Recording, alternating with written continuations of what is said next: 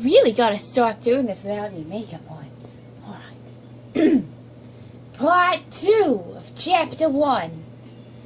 The roads are clear as I set off from Vancouver, Washington, toward Interstate 5.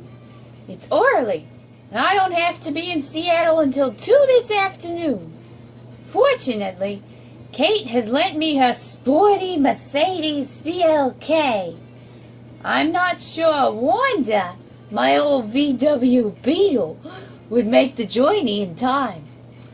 Oh, the Merc is a fun drive, and the miles slip away as I hit the pedal to the metal.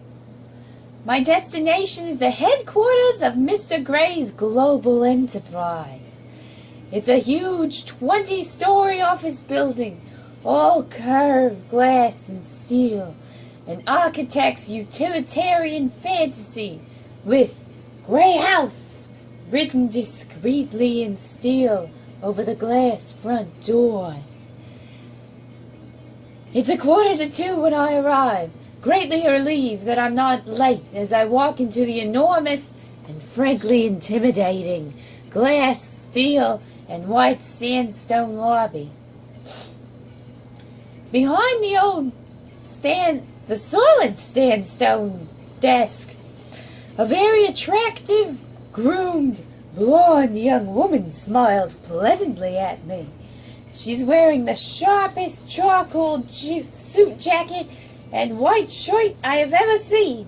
She looks immaculate.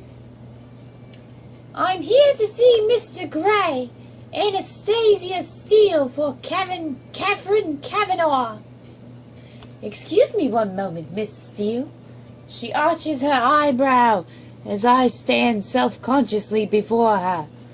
I'm beginning to wish I'd borrowed one of Kate's formal blazers rather than worn my navy blue jacket.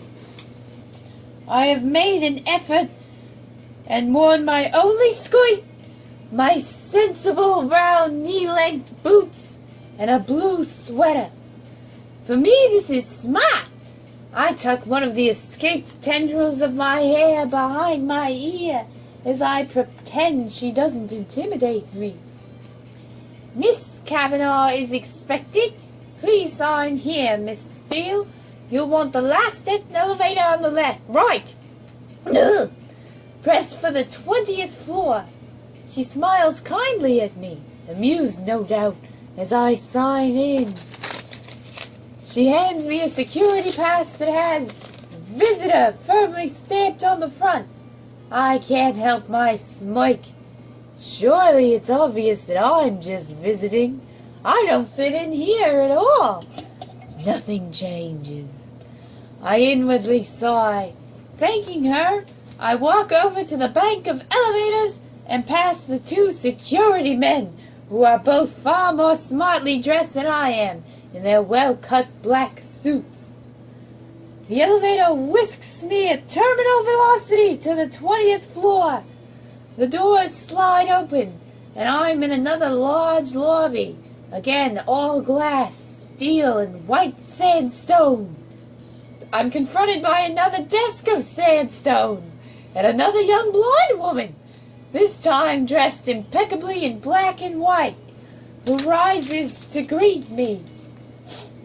Miss Steele, could you wait here, please? She points to a seated area of white leather chairs. Behind the leather chairs is a spacious glass-walled meeting room. Oh, God, I ruined it. I don't know where I am. The glass door living room. Oh, dear. There it is. Oh, dear, I've lost it again. Glass door living room. Oh, no. With an equally spacious dark wood table and at least 20 matching chairs around it. Beyond that,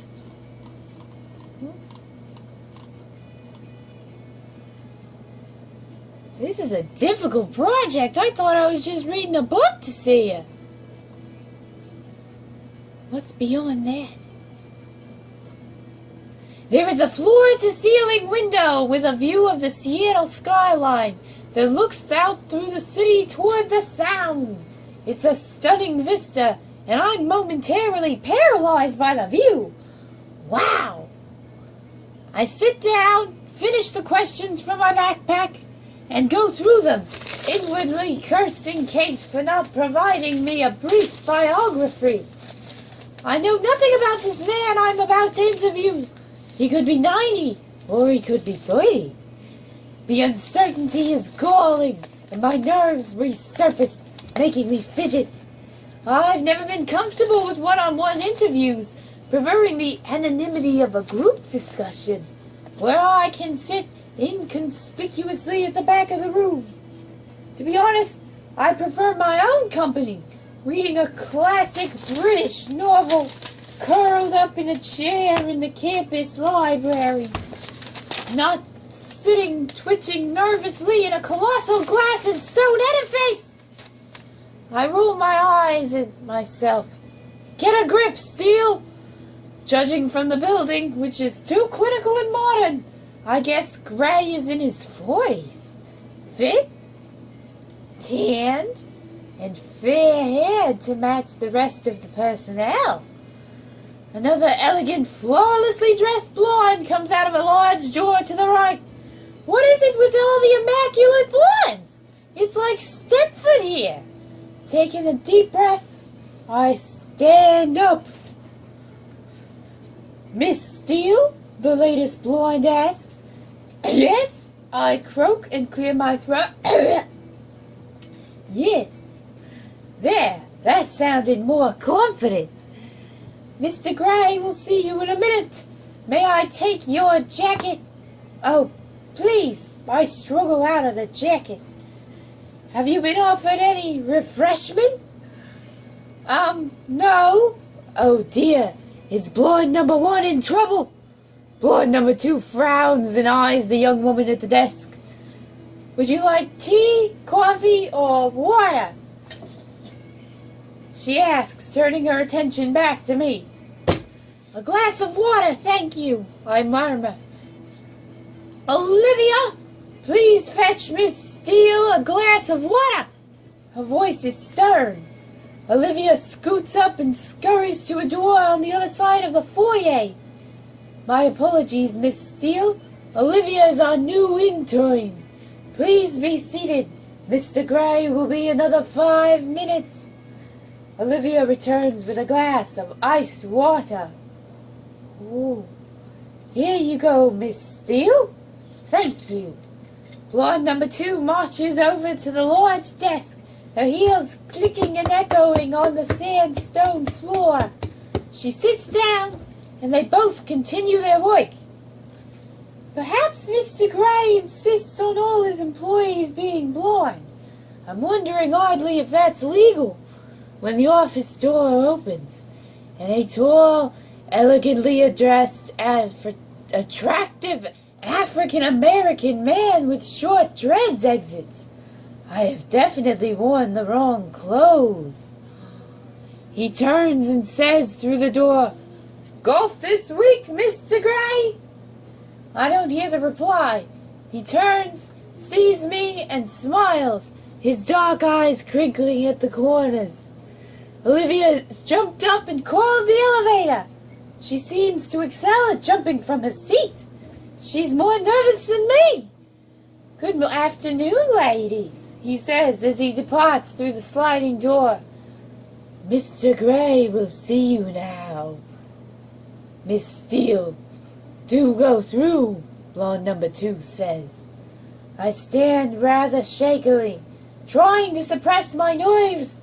Gathering up my backpack, I abandon my glass of water and make my way to the partially open door.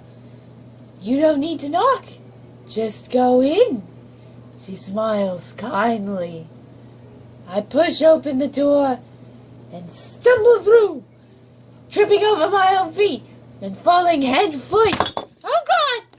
I spilled my new shirt into the office. I gotta fix this. Bye!